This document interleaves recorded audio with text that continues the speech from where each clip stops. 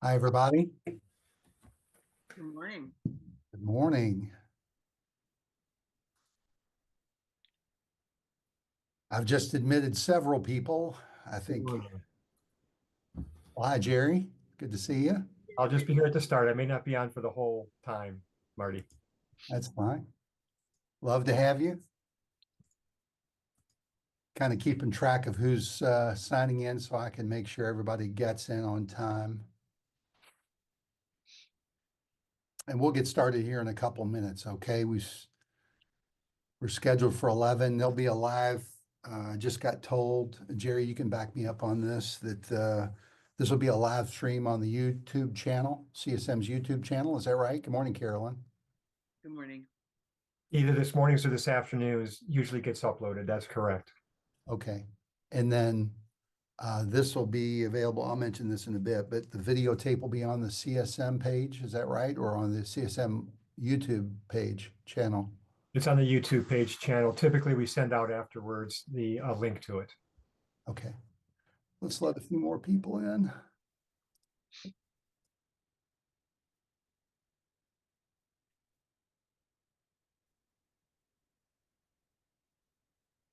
Chad, Susanna, Joshua, welcome. Thank you. Yes, absolutely. We've got about 40 people joining us. So in order to not start and stop and start again, if you would, just bear with me. I'm going to let people in as they join, and hopefully it'll get done here in about a minute or so. Some of our folks, we've got folks coming from across the country, so it's 8 a.m. on the West Coast. That's not that that's particularly early, but it could mean that people are still getting their second cup of coffee. Hi, Nate. Glad you're here.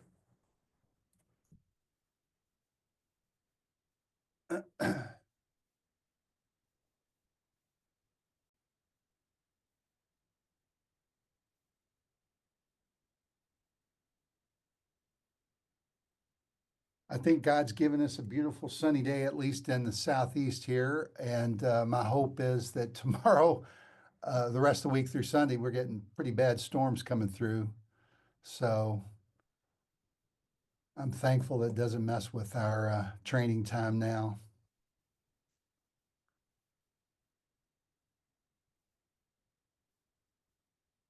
All right.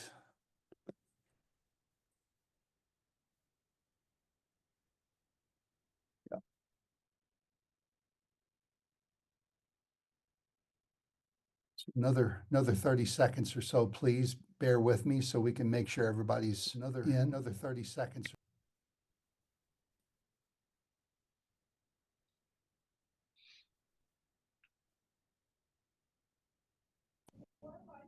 Miss Mary, hi. Thank you for joining. Hi there. Doing good. Hope you are. All right. Well, out of respect for your time, I'll try and keep an eye on the waiting room. It's going to be difficult because I'm a guy and walking and chewing gum is difficult, but running a Zoom off one screen might be impossible, but I'll give it a shot. Well, good morning, everybody.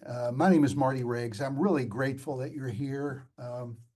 Thank you for taking time to join this conversation. You are part of Christ followers and school leaders from coast to coast.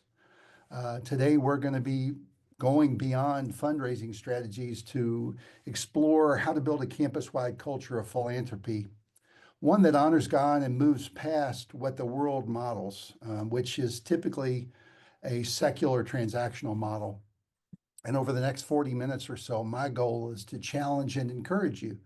It's not just a presentation, it's really meant to be a conversation. I think, well, I know, I want you to feel free to engage using the Q&A button or to raise your hand, however we do it here. I'm eager to discuss this topic. I live and breathe this stuff. I may be slow to see your question, but bear with me. Give me your patience now, and I promise I'll get to you. We have a lot to cover in a very short period of time. And so I think what I can promise you with this webinar is that it's for people who want more prayer woven into their school's campus culture. It's for those who want to attract more volunteers. It's for those of you who desire to build a community of world-class generosity. It's all covered. If that's all covered at your school, well, we just started, folks. So you can slip out. But the truth is, relational philanthropy takes time and intentionality. But as you invest in it, you'll see transformation, not just in your school, but in your faith and your leadership.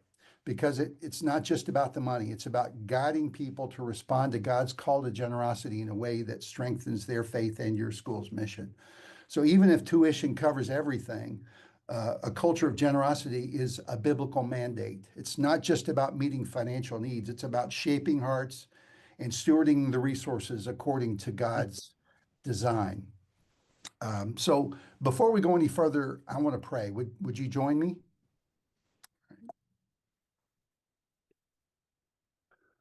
Father, thank you for the incredible privilege of being with these men and women this morning.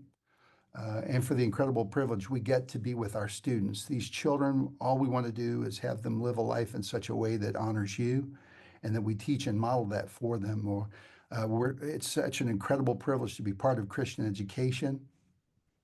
May everything we do this morning bring you glory and bless those children. Help us to grow as educators, as leaders, as disciple makers, encouragers, and strengthen us with wisdom and humility. In Jesus' name we pray. Amen.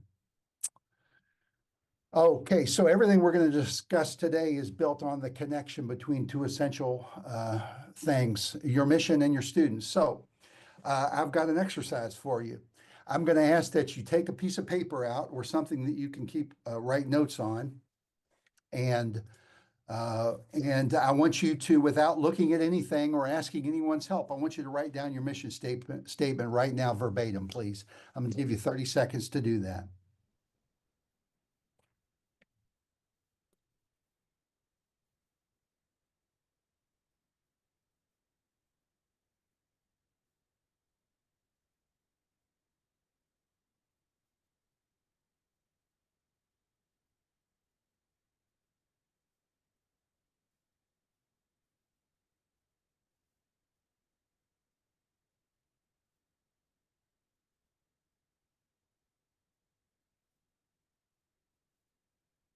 So for the sake of anonymity and quietness, I'm sure many of you have your microphones shut off, but I want to encourage you to open them up briefly because I want to ask you this question, and I'm hoping to get a couple of people to participate. But how did that exercise make you feel? One word, spit it out. A little anxious. Anxious, okay. Anxious. Anybody else? Ms. Carolyn? Panicked for a moment. Yeah. Listen, It made me feel thankful for a short mission statement. some people in and of themselves could spend a whole workshop on tightening up those words, right? But if that was difficult, I want to encourage you to make it right quickly, because every effort to inspire giving has to be rooted in what you just wrote down, or the corrected version of whatever you just wrote down. Just as every dollar you spend has to be in alignment with your strategic plan and your strategic financial plan. Every appeal for generosity has to extend from the mission that you serve. As school leaders, you juggle a lot, don't you? And with so many demands, it's not always clear where your focus has to be first. But God's command is simple: love Him and love others. As Christian school leaders, though, we live out our command daily, that command, love Him, love others, while pursuing our school's mission. That's your why. And at its core, the mission is about making a godly impact on the children we serve. Yet we all face a common challenge. And that common challenge is providing a high quality Christian education at a cost that often exceeds what families are willing or even able to pay. And parents desire exceptional education at an affordable price, don't they? Many don't fully grasp the cost of operating at a high level or what it costs to attract and retain, much less equip, world-class educators. And some struggle to understand why giving and volunteering are crucial beyond tuition. But today I'm not here to talk about affordability. I want to focus on culture, how we build a school community that moves beyond a transactional mindset to one that truly embraces the mission of Christian education and uses all of your challenges that you shared in your questionnaire, for those of you who answered it, to teach and invite your community into generosity. When families recognize the spiritual and practical value of what we do together, not just for their child, but for the entire school community and the community at large, they begin to see their role much, much differently. And they move from consumers to co-laborers, which is an ideal thing. And when we cultivate this culture of generosity and intentionality, affordability really loses its grip on the conversation. So, because when people believe deeply in something, what do? They invest in it, right? Wholeheartedly.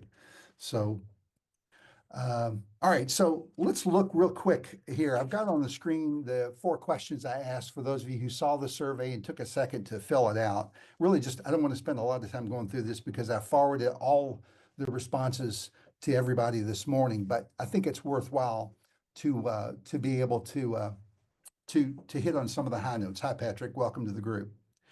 So the first question is, which one word describes how you feel about asking? Sketchy, hesitant, confident, nervous, uncomfortable, afraid, hopeful. The second question, which aspect of philanthropy is your biggest challenge in your school? A couple I highlighted: moving families to understand the difference between tuition and giving. Burnout, people feel tired about being asked and asking. Meeting my annual fund goal before chasing other needs. That's a good one. We can help you with that. Knowing how to begin, I get it, I understand, and getting a more global buy-in from families, staff, and the board. Big challenge, but I think we can help you. The third question is, if asked, could your constituents repeat stories of impact on their lives and those around them? Interestingly, at the moment I checked it earlier this morning, 62.5% said yes, and 33% said they are unsure. My question is, and this is for another conversation, but if you say yes, how do you test it? How do you measure it? Or is it anecdotal? The fourth question is, do you believe your school's fundraising, communications, and marketing are helping you build your culture? And 50% said I'm unsure, and 37.5% said no. So interesting points. But with that in mind, I asked you to do it, and you did it, and I'm glad you did, because we all can learn from each other. So what we're about to discuss will help you chart a path beyond those feelings and challenges which you've written in writing to create that culture based on biblical principles. But you need to make sure what you have is measurable and accountable, right? So here's a promise. If you commit to what we discussed today and never stop, I think you're going to be just fine.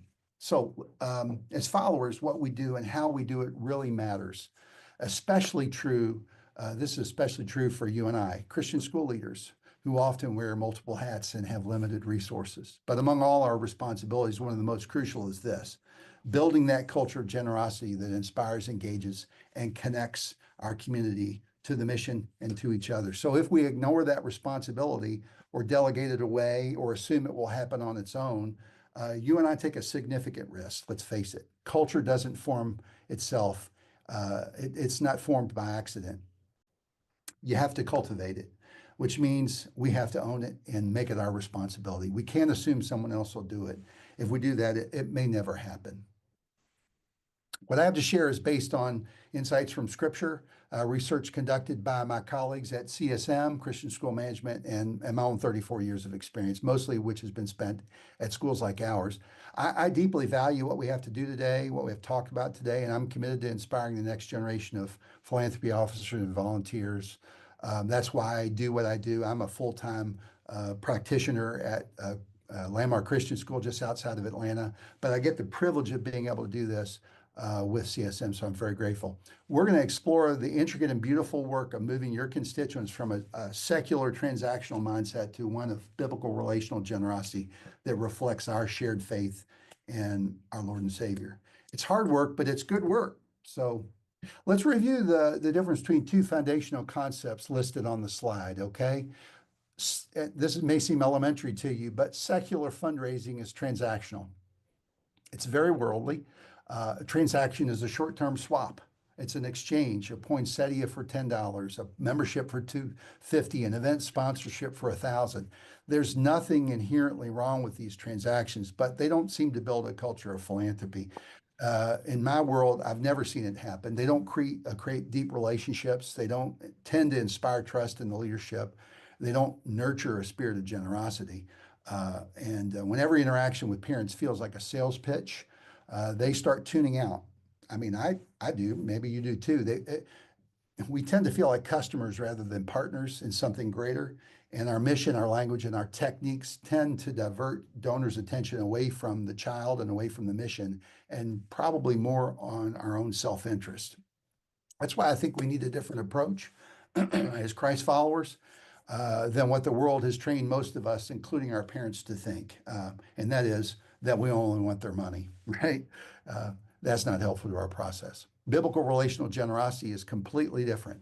Instead of focusing on short-term transactions, it's about building lasting partnerships through prayer, service, and giving by personal invitation, right? It means that somebody's got to own that process. It's people defined in a process that invites donors individually and collectively to see how their gifts advance God's work in your school. It's not one act, it's many acts piled up on top of each other. And those acts are grounded in gratitude, transparency, and a shared purpose nurtured over time by healthy connections between you and a constant river of evidence of missional impact flowing over them, which you generate, folks. That's the system and process you have to put in place. We'll talk about that in a minute. Schools embrace this approach and consistently inspire greater levels of engagement and generosity. I see it every day. So, these strategies promote behaviors beyond mere transactions because you and your volunteers, as I said, personally invite your constituents to deeply engage in what you're trying to get accomplished. But what you're doing is you're not asking them for what you want. You're engaging them according to their interests and those of their children, not around operational costs. And that comes because you get to know them, right? Individually and collectively, and because you're constantly sharing the who, what, when, where, and why that's connected to your strategic vision. The folks become encouraged to learn and understand and actively participate in practical and meaningful ways. Welcome. We've got a couple new people in the room. For example, the person initially chooses to volunteer to help the arts department because their child loves theater, right? And as they do, they join other parents in prayer and service to that program. And what happens when they do that? They hear all the other moms and dads talking about how their children and classmates are growing. And after spending time with the theater director, they actually begin to see all that that person is doing to pour into their child and the child's classmates, and begin to see what more can be accomplished beyond the wise present stewardship with just a little bit more investment. So if they see their child growing and they've seen it with their own eyes, what happens? They actually start to direct their resources and their time and their prayer toward the things that they have interest in. The same goes for athletics, science, or whatever. Growth continues as your team prioritizes thoughtful efforts to report and celebrate the results of our daily work and the impact of their generosity on children involved, because we know that to do so inspires the audience. And you create opportunities for the donors to see firsthand whenever possible, which is why I referenced inviting parents in to serve where their children have a passion.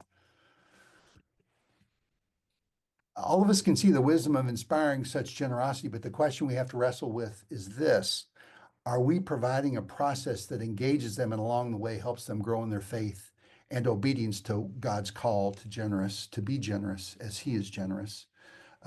You and I get to guide our constituents from what often begins as a transactional mindset to a deeper mission-driven partnership, creating lasting connections beyond what they have to something that is based on what God would have for them. And that's a legacy worth investing in.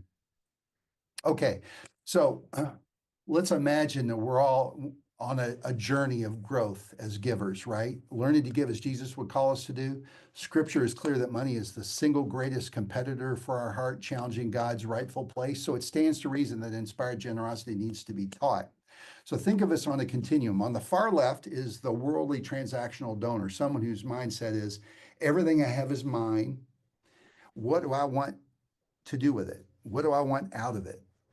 On the far right is the biblical relational generous giver, right? The beginning and the ideal. Someone who recognizes that, Lord, everything I have is yours. You're the own the cattle on 1,000 hills. You've given me all I need to care for myself and others. What would you have me do with my time, my talent, and my treasure? The time in between this point and this point is when you and I have them, right? You and I have to work to create and advance them through our growing culture of biblical relational generosity toward what God wants. And most of our school community falls somewhere in between those two places, as I said. And this is where, again, you and I come in. When they sign the parent agreement and pay tuition, this moment should be the most secular and transactional moment in their school experience.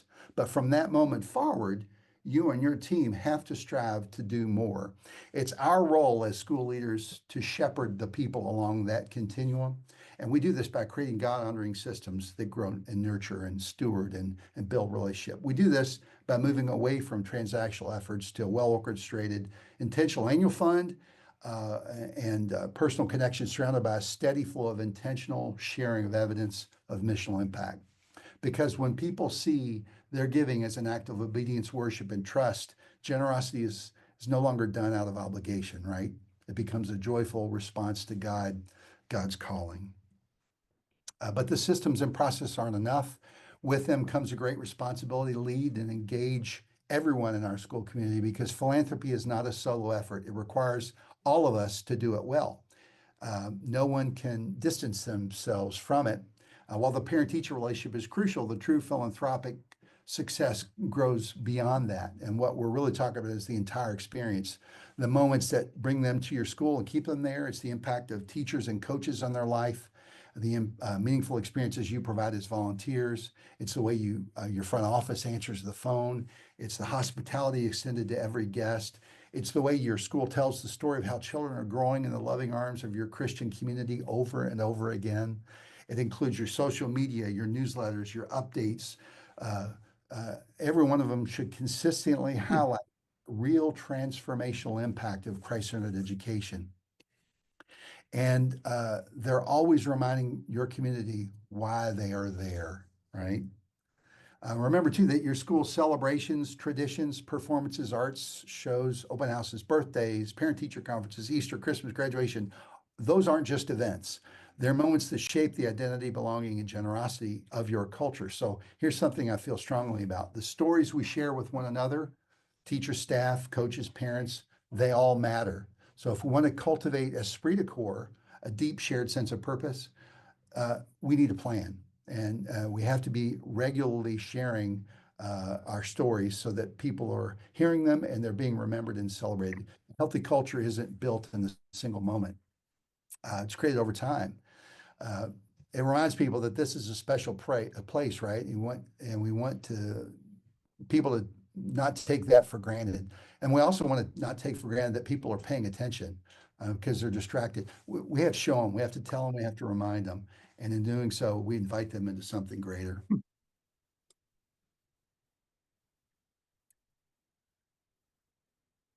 While this work may be your primary responsibility, it can't be yours alone. I feel strongly that every faculty member, staff member, board member has to fully embrace building a culture of generosity. It's a day-to-day thing. And just as important, you have to communicate a mission is consistent and compelling, using shared language and stories that reinforce your missional impact, as I said. But here's the key. There must be a process because when you share stories of growth and transformational intentionally, your goal is to make it ingrained in the culture. So everybody has to share the common language from the person that answers the phone to the person in front of the classroom. And when that happens, something powerful occurs. Because over time, when you invite people to pray, serve, and give, they won't just hear the request, they'll feel the why. And that's pretty key. Here's the truth, money's never the goal. Too often, that's what our families think, though, because so many of our conversations seems to center on money. Money's important, but it's simply not it's just a means to an end. The true goal is bringing life to your mission through the kids. That's your why. So you have to lead with that. So I want to lead you through an exercise. It's going to reinforce this. And I don't know if you've done this before, but what you see on a screen is a chart, and it's an example because you're going to take the next 3 minutes and I want you to make a list, a written list in front of you. I guarantee you won't have enough time to complete it, but I want you to get started on a list of all the ways your school asks its parents for money during the course of a year, fall, spring, and winter, all the way through every instance of where you ask for money. Please go ahead and do that now. I'll give you 3 minutes. Thank you.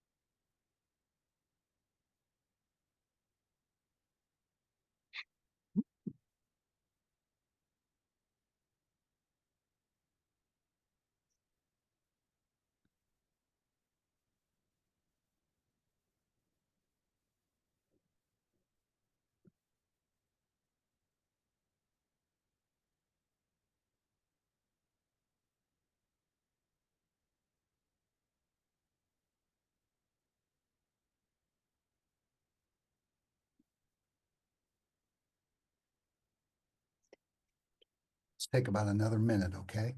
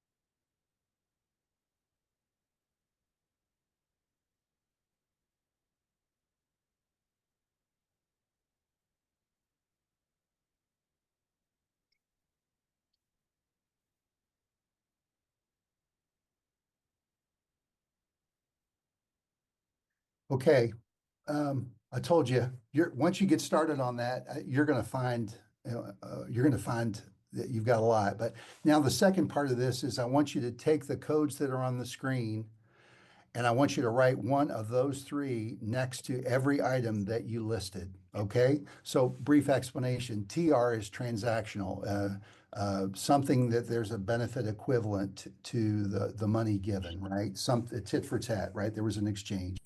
T is tuition, right? Anything that funds mission delivery, it's mandatory. You have to be there during the course of a school day. There's an expectation that everyone is participating. Hi, Diana. Welcome to the group. And then the third thing is P for philanthropy. Go ahead and take a minute, please, and quickly go add those codes to the list you just made.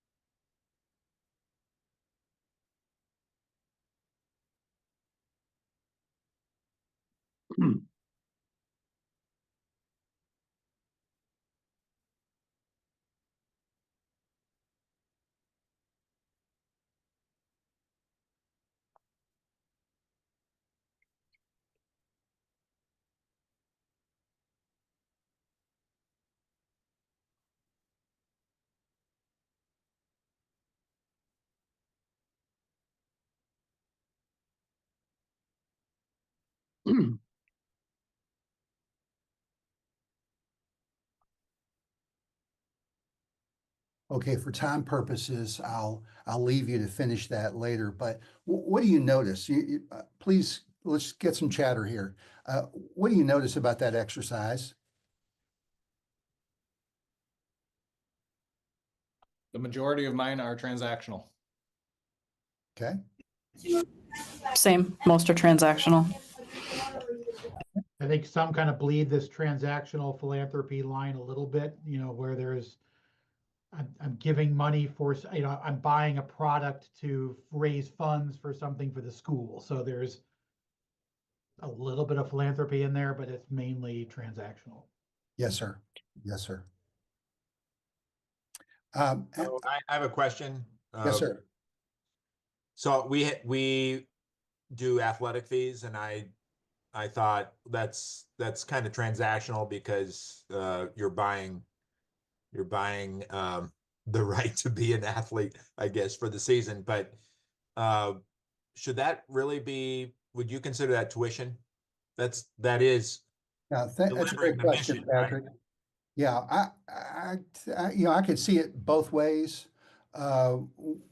At my institution, we made it part of mission delivery, and it's spread out across. But we were transactional before that, so it was a quid pro quo. It was a la carte, if you will. But it's part of who we are as an institution. So I think you have to assess, if arts and athletics and academics and leadership and missions and service are all part of the legs of your stool, you might consider putting it under tuition. But I wouldn't be so hard and fast. Some people have to work toward that. Yeah, but what I'm seeing is we do have quite a few things that should be under the umbrella of tuition. Why don't we just charge for it Yeah, in that one tuition fee? But instead, we've got these field trip fees, we've got these athletic fees, et cetera. So yes, sir. Yeah, it's not. Martin, Yes, can I ma'am. ask a question? Please. So when you went from kind of a la carte to all in, at your school, how was that received? I think it's like anything else. You have to communicate well. Mhm. You have to do it over a period of time so that people begin to see the strategic nature by which you're stewarding all of their resource. And the process that we're talking about here, or that I will get into here in a second, that constant reminder of evidence of missional impact, you're doing that constantly. So they really begin to understand there's a connection between the hard income and the soft income and everything else. So, but I can tell you this, that more often than not, when we do this exercise, the vast majority of our organizations find between 50 and 80 times that they ask parents for money. Mhm. No wonder people feel nickeled and dimed, right?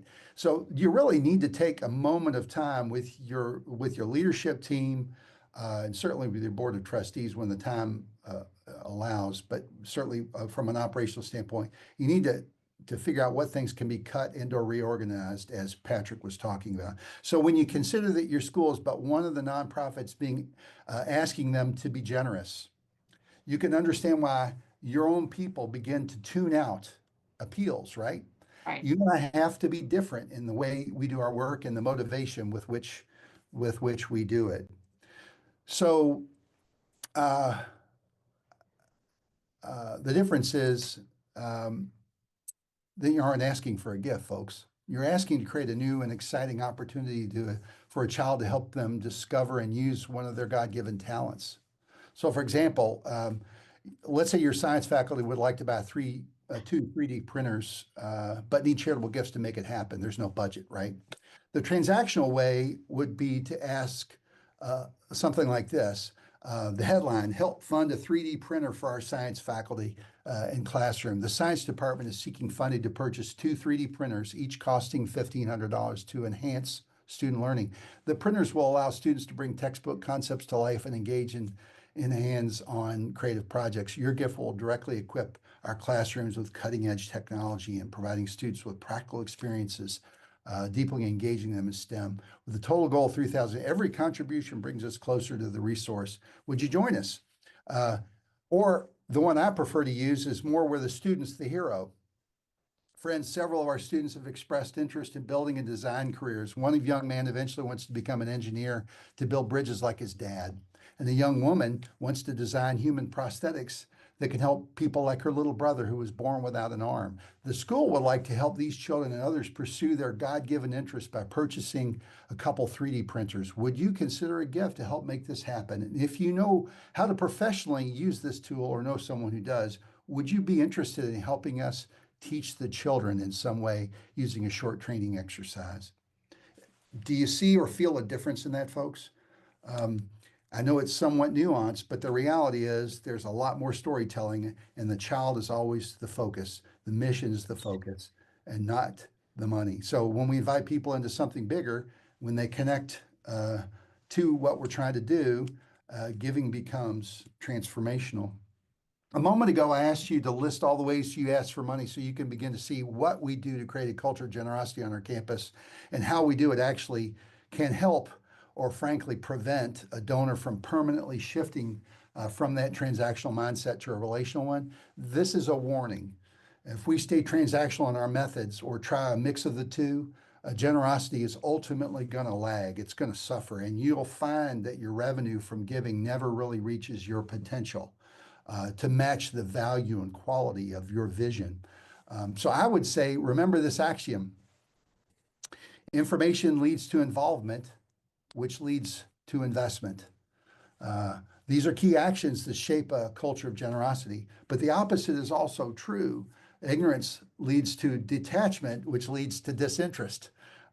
This is something we just can't afford to overlook. We have to remember that God designed us with a spark of generosity.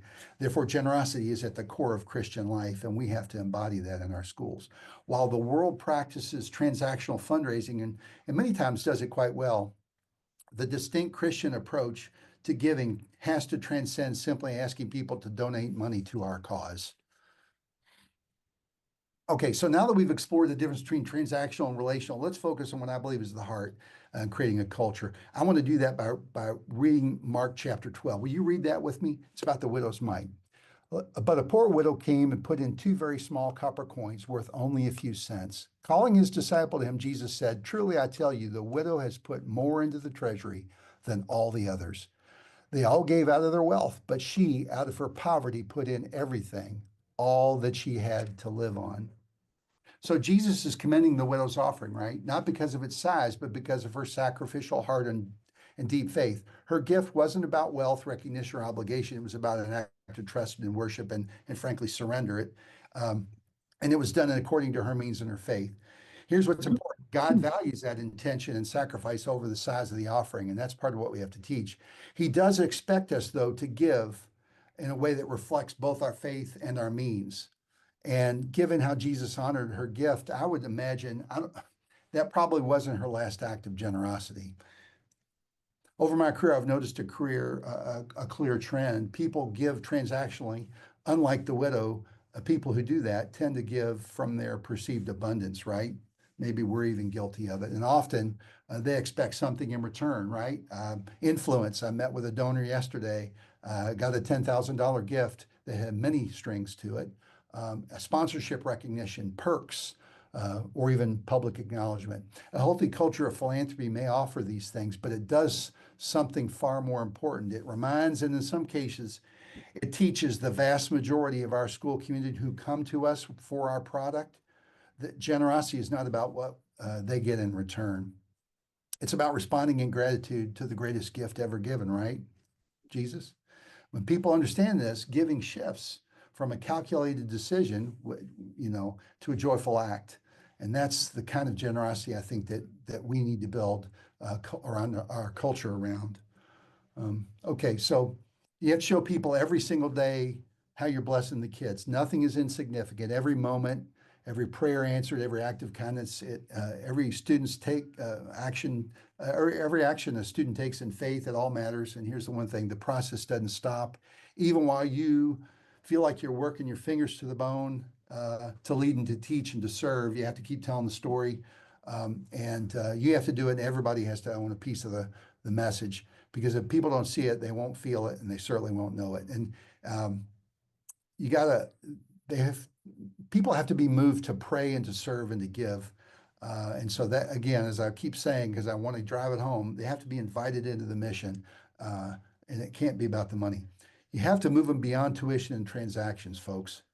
They have to see themselves as partners, because they have to truly understand the impact you're trying to promote. And it's, again, it's going to come out of joy, out of obligation. And by the way, everyone's on that continuum we talked about. So you have to keep this process going. And then you're going to have conversations with people individually. At CSM, we describe this kind of generosity using what we call the Mary principle. You may remember Mary Magdalene. She was transformed by Jesus, right? She was formerly possessed by demons, but Jesus healed her. And through that complete restoration, she had a response. And that response was she became a devoted follower. She became actually part of Jesus's band of travelers through his early days of his ministry. Actually, you might say that she and the others who did that traveling were his first development committee. But here's what's remarkable. Mary, along with those people, really did some amazing things, not because they were asked or because anything was expected in return or even out of obligation. They just did it out of pure love and joy. That's the foundational piece of the Mary principle, which has 5 elements.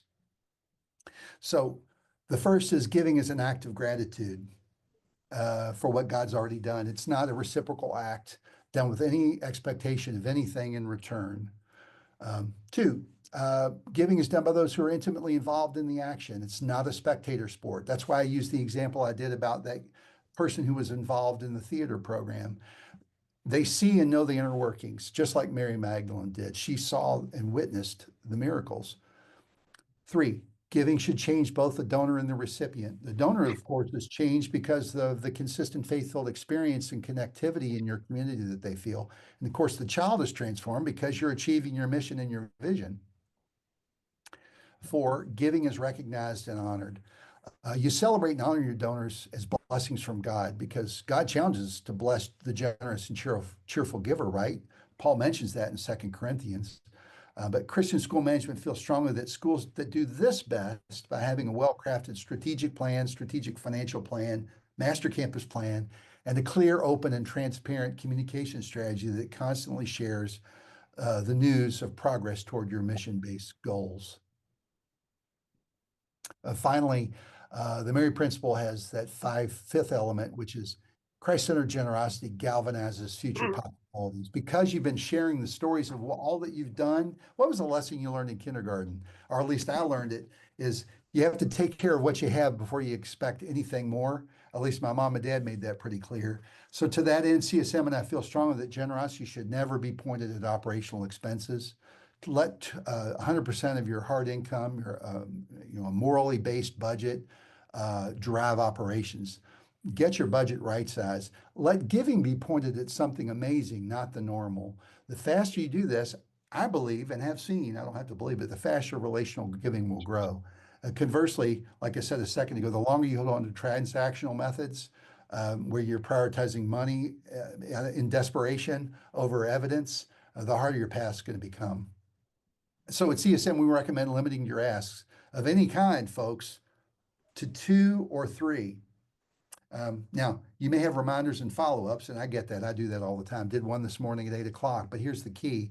We have to shift our focus from talking about money to talk about exciting opportunities for children.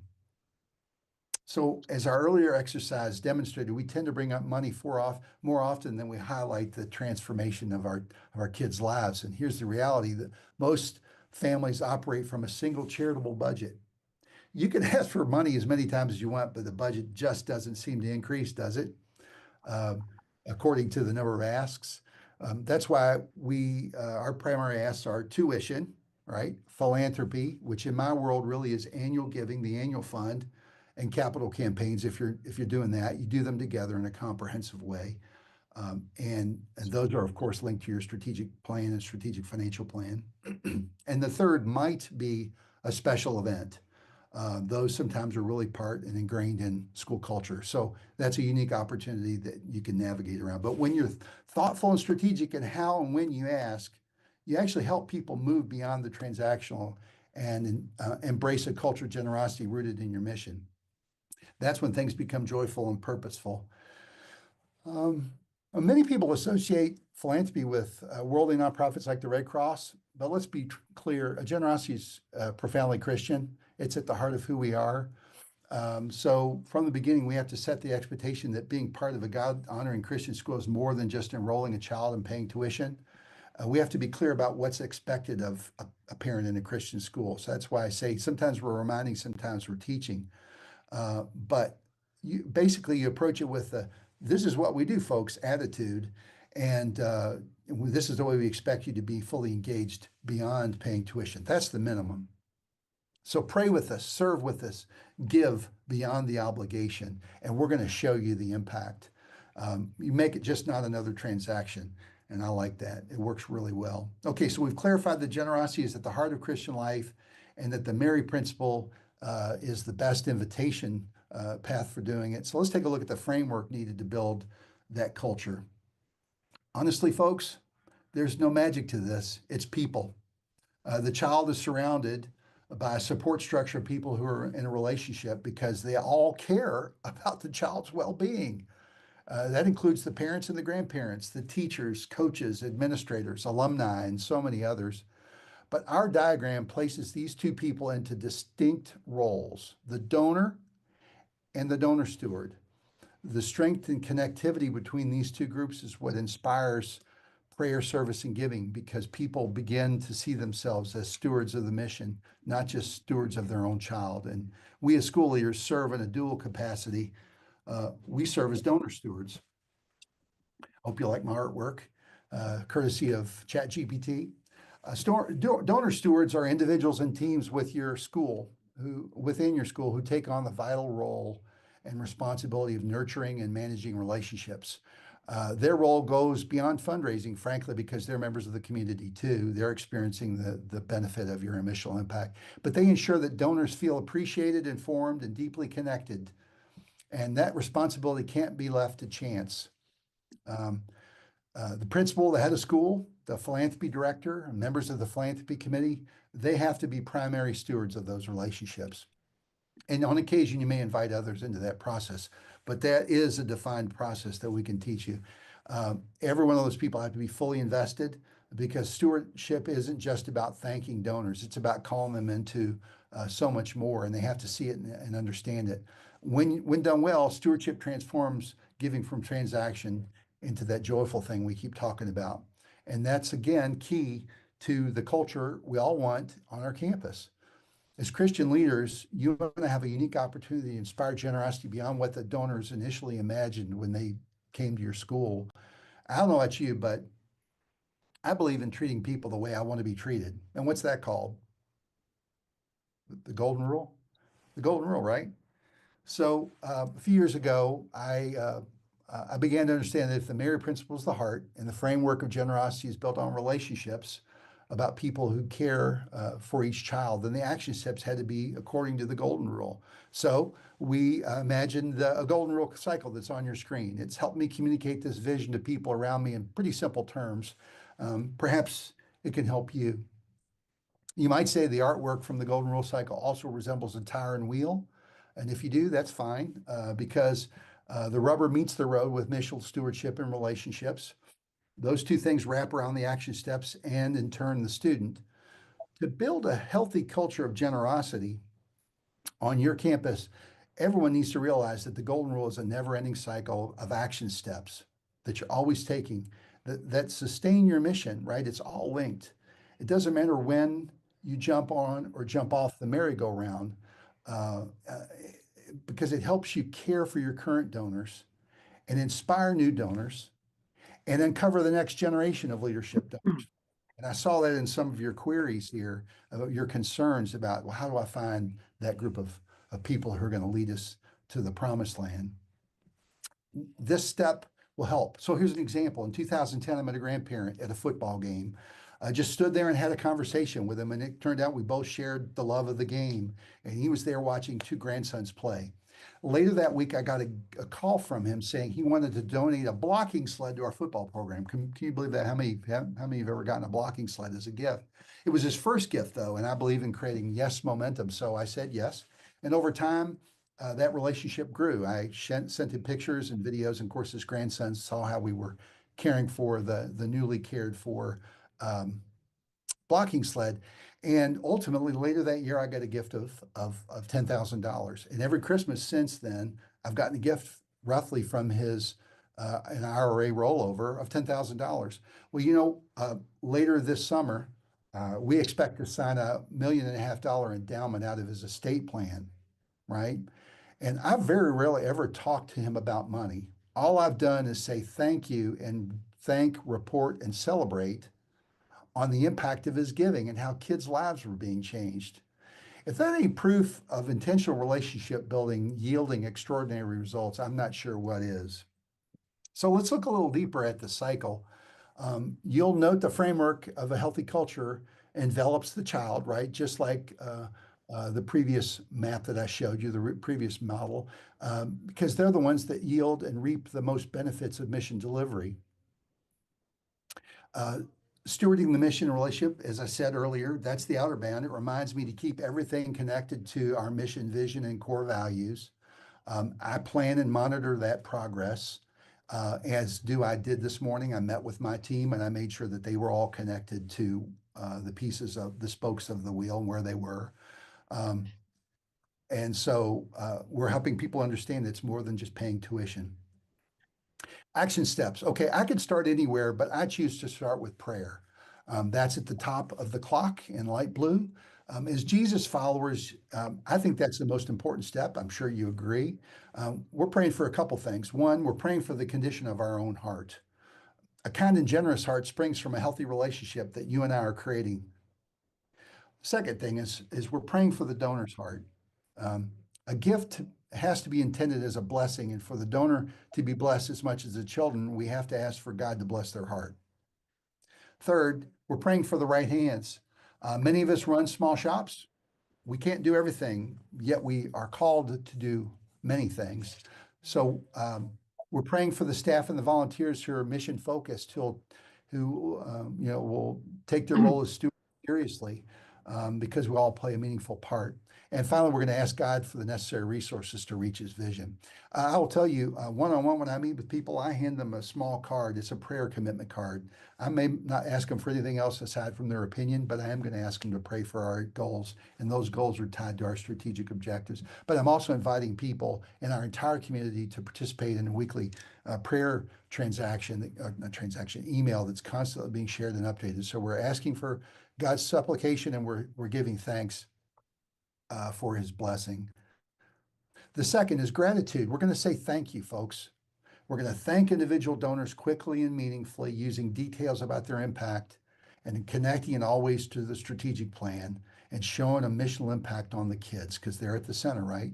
I tend to use a stewardship matrix, which may sound overly complicated and too bureaucratic. And I don't have a model for that. I'm happy to share it with you after if you send me a request in questions, but it's really just something that guides me to be intentional about my action steps, that I can engage each client throughout the year according to where they're at on the continuum. And it could range from everything from making sure I'm having meaningful personal contact to a birthday card to orchestrating a touch by someone else on campus who I know has influence with that donor, or actually their donor steward. But in every instance, I really want you to mark this down. We recommend that the person who asks for the gift is probably the person with the greatest relationship. We're intentional about that on the front end. So make the thank you. They are also the person that make the thank you call and do the follow-up visit after the gift to bring that evidence of impact.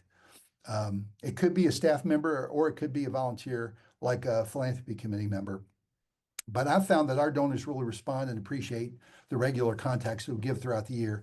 My objective is really to have 10 to 12 touches, intentional strategic touches in between asks. And remember, I'm only asking 2 to 3 times a year. The next step, action step in our Trivial Pursuit wedge board here is to be transparent about how gifts are a blessing from the very beginning, before you even ask, right? Show them where you want to be before you ask them to go there. And then you're going to quickly report on the impact. You make a personal report to each donor regarding that evidence. showing them transformational stories. You're sharing letters and photos and testimonials from students and teachers who've been blessed.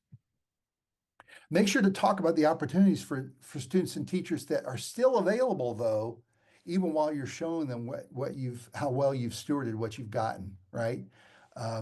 Can you imagine? This is incredible. Look at what we've done. Look at what we've done with what we have. Now look at what we're able to do with what you've just given. Can you imagine how much more we'll be able to do as we increase giving by 25 and 50%, right? It helps people understand the long term. And make sure that you provide early and ongoing reports, as I said, to all the volunteers. Don't forget the people who are the hands and feet of Christ for you, because they're engaged and they're sharing their testimony, and many times they're inviting others into the process, because a lot of them, at least through your annual fund, you will have assigned people for them to be donor stewards with. So when you celebrate, that's the next piece. Make it a community-wide effort.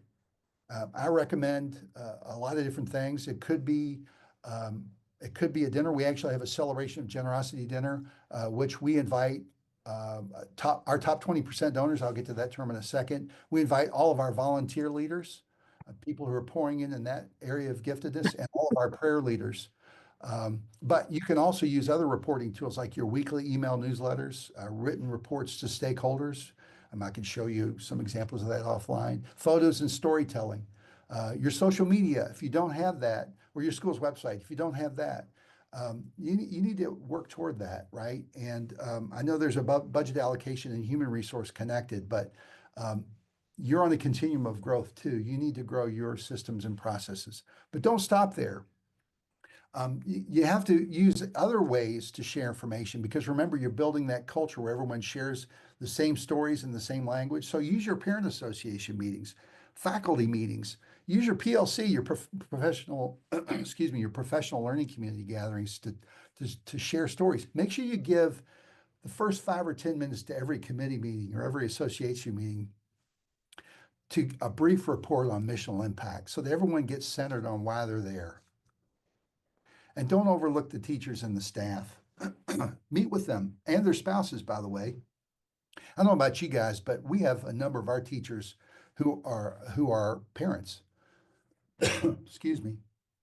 But meet with them outside of school hours. Treat them like a regular stakeholder. Everyone in the school community plays a role. And when you celebrate, don't focus on the money, people. Focus on the children and the impact. Make the child the star of the celebration. And when people see that, when they really see it, giving really begins to take off. Excuse me. First 4 steps of the golden rule: prayer, thanksgiving, reporting, celebrating. They lay your foundation of trust. Now it's time to ask. I saw that as a concern and worry. Folks, there's nothing to worry about. Asking is not just a request, it's part of cultivation. And when people see and feel how giving fits into your mission and your vision, if you've been faithfully thanking them, reporting and celebrating the evidence, then asking is just the next stage of the mission, and it's going to feel natural. It won't be a surprise.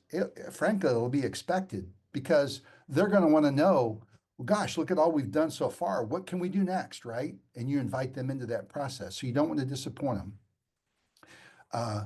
They want to be part of that success. So invite them in with clarity, confidence, and purpose, not just asking for money. And that's when you really get true biblical generosity inspired. So a well-crafted peer-to-peer annual fund invites everyone to give according to their means and the condition of the heart. It's not just asking for money or funding a need. It's an opportunity for families to respond. So focus on your top 20%. Those are the people you can literally line up: all of your volunteers, all of your board members, the people that are in your prayer ministries separately, and then everyone who gives to your institution. I would probably look back 2 years in name from greatest to least. You can sort it if you have that kind of database. If you don't, you need to start building it. And you need to be evaluating literally who is the top 20% of people giving their time, their talent, and their treasure. I look at it as sort of an inside out model. I start with, if like a dartboard or the bullseye is the people closest to the mission. The concentric circles out from farther out away from that are the ones probably least likely to be involved. But your leaders in your prayer ministries and your volunteer roles and those who contribute to your institution, that's where you've got to start because they are at the moment the most engaged. But you'll let your systems and processes begin to pull others in by centrifugal force as they get closer to the purposes for which they and their child are interested. So as you uncover and cultivate the next generation of leadership donors, I think you'll be pleased because Pareto's principle tells us what? The top 20% of your givers, servers, and prayer warriors are likely giving 80% of the time, talent, and treasure. And while you have to attend to them, right, through personal effort, your corporate work is addressing the 80%, giving them meaningful opportunities to pray, serve, and give, attending to them, and then adding them to your 20%. I use the linkage ability and interest model. That may sound kind of foreign to you, but linkage is simply this. How close are they to the mission, right? And active day to day. Do you have an understanding about their ability to give? And some of that could be not just their badges of wealth, but do you have a sense of their debt, if you will, their lifestyle? And two, do they give a hoot? Interest. Do they care about what you're doing? Right? And if not, then you need to find ways to build any one of those things. Those top 20% require an extra helping of biblical stewardship. So when you pour into them, you're not just building donors, you're building partners. So to that end, I really want to make sure you hear me say that a well-orchestrated annual giving program and sometimes marketing communications does the same thing. You really need to make sure that you're organized, you have that at your institution, those two things, because they work hand in hand, particularly with the golden rule cycle. Peers ask peers, and that means people get assigned to a list of people to steward within that top 20%, particularly during any solicitation window. And we're not going to get into that today. That's a completely different training, but it is important. It's all linked together. So as a wrap up, we're down here the last few minutes, and I want to take any questions. I only have one question on the board here. I have a story. I'm friends with Nick and Mary. They're parents of a senior in our school, and their son's name is Luke. Luke attended my school from kindergarten to sixth grade before his family had to move to Florida. Nick got a job in Florida. So during his middle school years and freshman year at his new school, Luke was bullied by an older soccer teammate. Luke is a brilliant kid, godly heart, and a great soccer keeper. Anyway, it turns out the boy was an atheist who made fun of Luke for his faith. And after months of this treatment, Luke decided to buy the older boy a Bible and add a handwritten scripture guide. And he said, "I'm going to pray for you."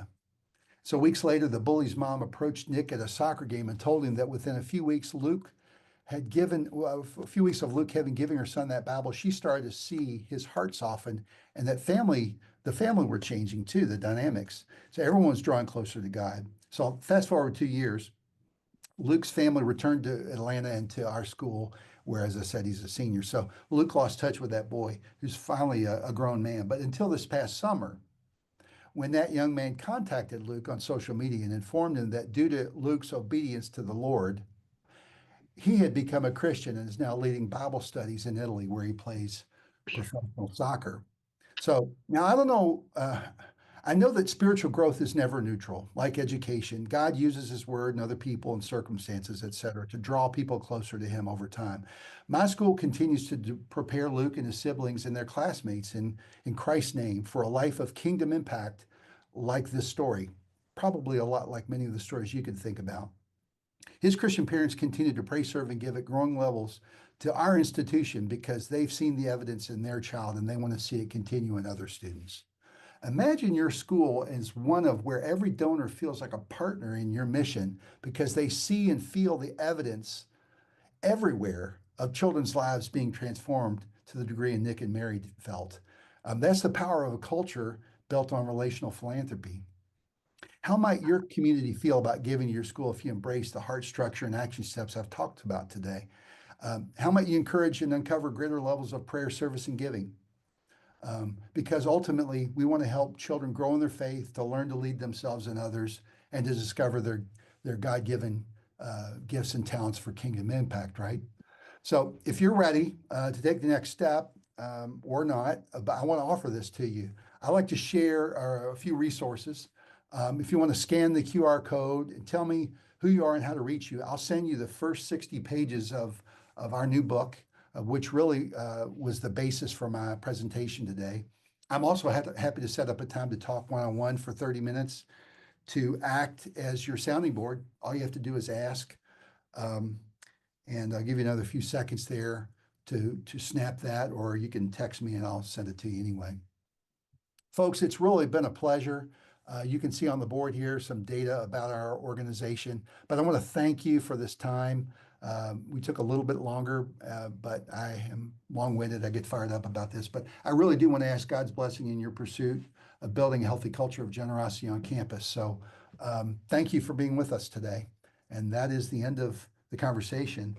Unless, Joshua, I'm happy to answer your questions separately, or if anyone else has any questions now, turn your microphone on and let's address them.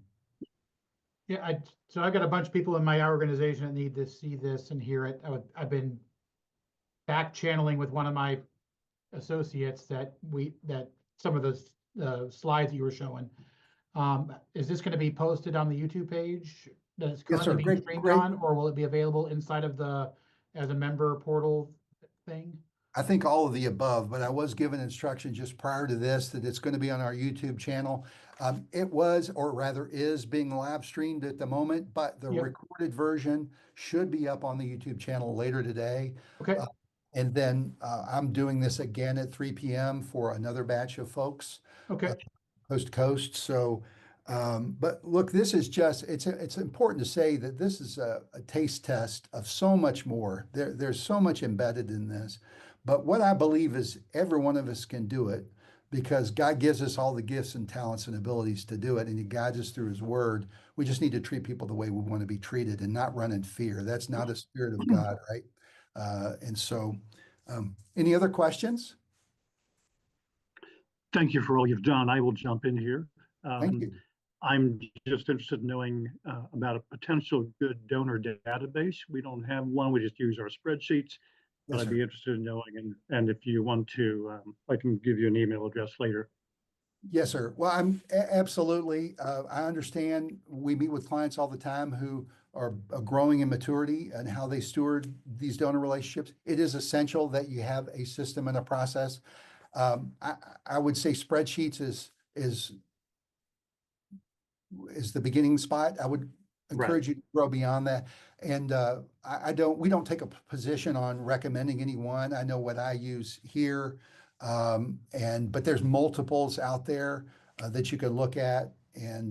But I would say that it's a CRM that is robust and connects what we try to do, because we really look at the entire relationship, cradle to grave, from when someone signs in admissions to actually becoming an alum. So that we track data, we track their involvement through their grades, their sports, et cetera, and their giving and their biographical information, et cetera. So we know how to communicate with them, right, according to their giftedness. Correct. Really appreciate the relational approach. That has been the forte of our work here. And so I'll now help. Thank you very much for your excellent work today. Thank you. I appreciate you. Who else has questions?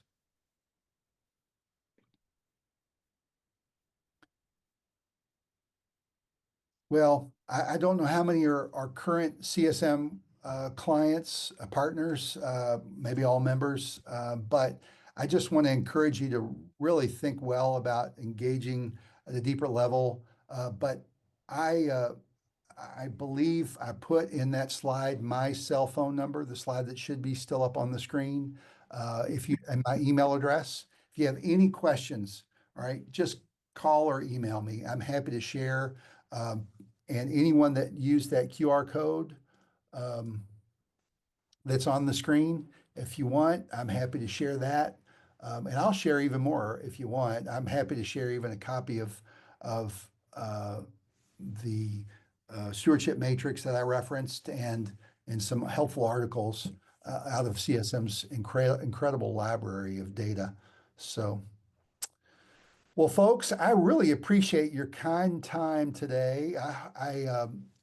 This is going to be recorded. If I really am eager to hear your feedback, good, bad, or indifferent about our time today. I want to make sure it was done professionally and that you feel that your time was spent well. So if you have any thoughts, I need to figure out the mechanism for that. So if there's something that's not sent to you pretty quickly, I'll push that out to you, and I hope you'll take a second, as you did with the survey I sent yesterday, to gather your data, gather your feedback rather. So, well, God bless you all, and you have a terrific day. Okay, I think it's time for lunch somewhere in the East and the Central time zones. Thank you very much. All right, bye now.